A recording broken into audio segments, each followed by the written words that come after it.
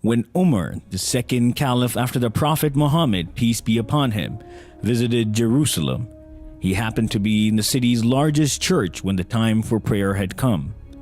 At that moment, the bishop offered him the chance to pray in the church. The Caliph Umar replied, "No, for if I pray in this church today, my followers may annex it after I am gone, and no longer able to protect your rights."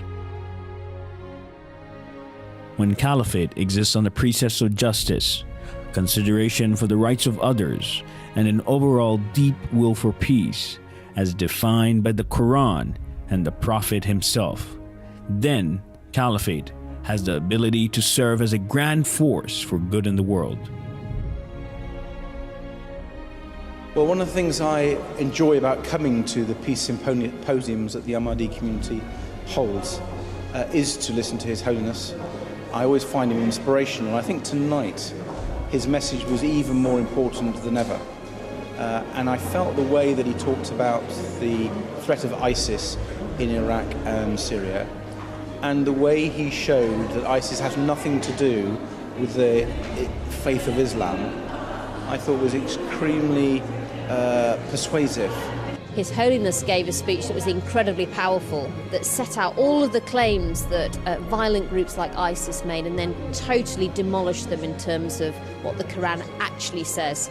I think for a lot of people sat in the room, it helped them really understand what true Islam is actually about and how this message of peace is really at the heart of it. But the Holiness, I just thought, it's incredible because all the things he was saying were going through my mind, and I could actually relate to nearly everything that he said, which actually I think probably surprised me for some reason. I don't know why.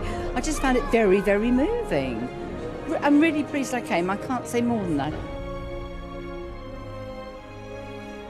He is known by world leaders for his humanitarian efforts and his mission for world peace, anchored by his famous slogan of "Love for all, hatred for none."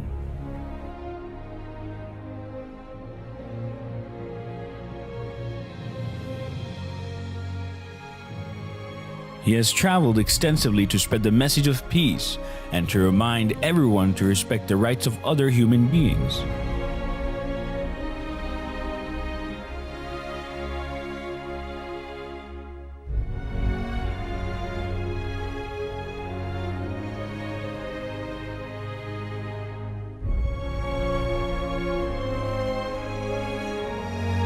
During these tours, His Holiness has met world leaders from the Far East to Europe, from North America to Africa, discussing the economic, social, and political problems facing the world today, and how to create peace and justice in the world.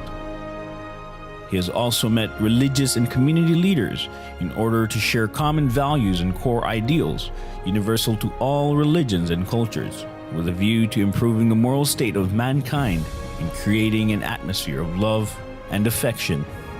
From young to old, he compassionately listens to the ordinary man, regardless of race, color, or religion.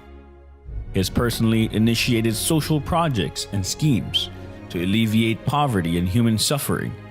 His concern is not just about the well-being and moral state of the members of the Ahmadiyya community, but of the great human suffering of mankind at large.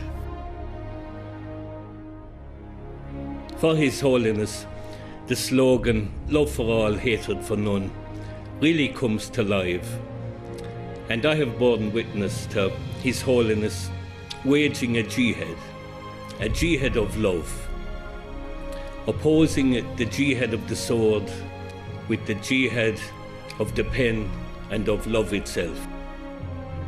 And it is an honor to welcome you, Your Holiness. Your leadership has made you a figure of global prominence, and you have become a guide for millions of Muslims worldwide. Your Holiness, it is undoubtedly a reflection of the blessing that you bring to this capital.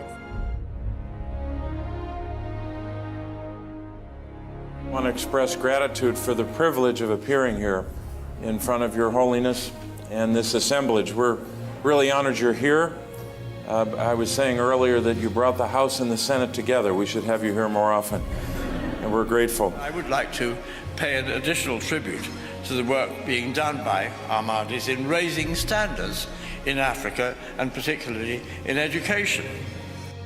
I was reflecting when I had opportunity to learn more, Your Holiness, about your service, particularly about your contribution to the people of Ghana in the late 1970s and early 80s. And it reminded me of something remarkable that happened here in our great state a few years ago in Death Valley.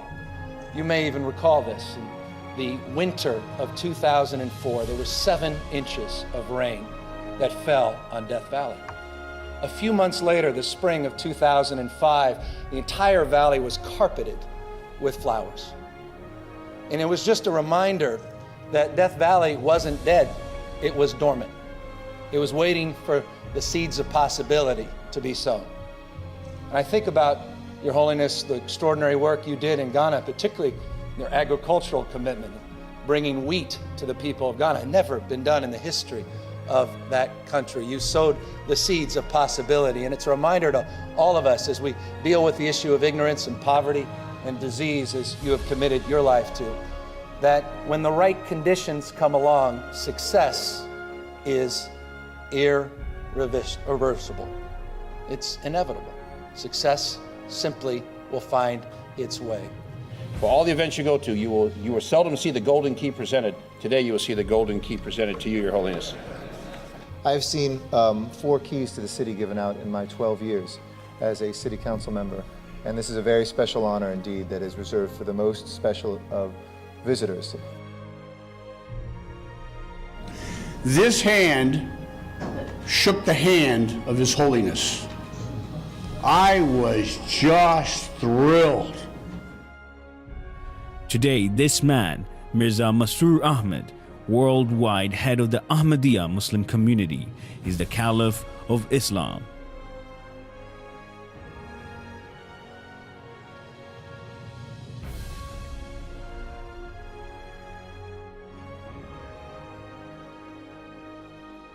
His followers number in the tens of millions, spread over 200 countries across the world, making him the leader of the largest single group of Muslims in the world who follow one Imam.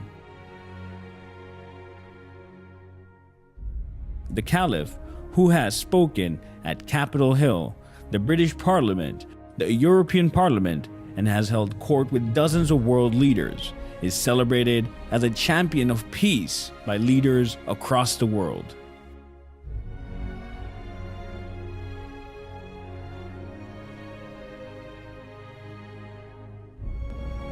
In this we are allied with His Holiness, a courageous champion of religious freedom and of peace.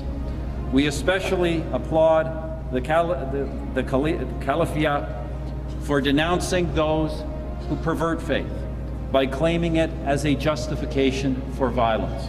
However we define God, it is wrong to kill in His name. Today, when we, the Ahmadiyya Muslim Jamaat, raise the slogan of love for all and hatred for none as a means to establish global peace, we do so directly in fulfillment of the teachings of the Holy Quran and the practice of the Holy Prophet, peace and blessing of Allah be upon him.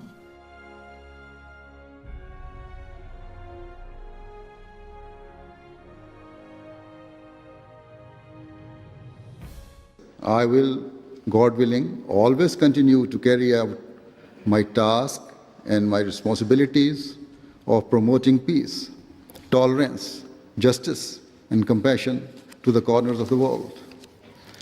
I will continue to tell all people that in order to be relieved of the pain and suffering that we face today, we must adopt true justice and equality.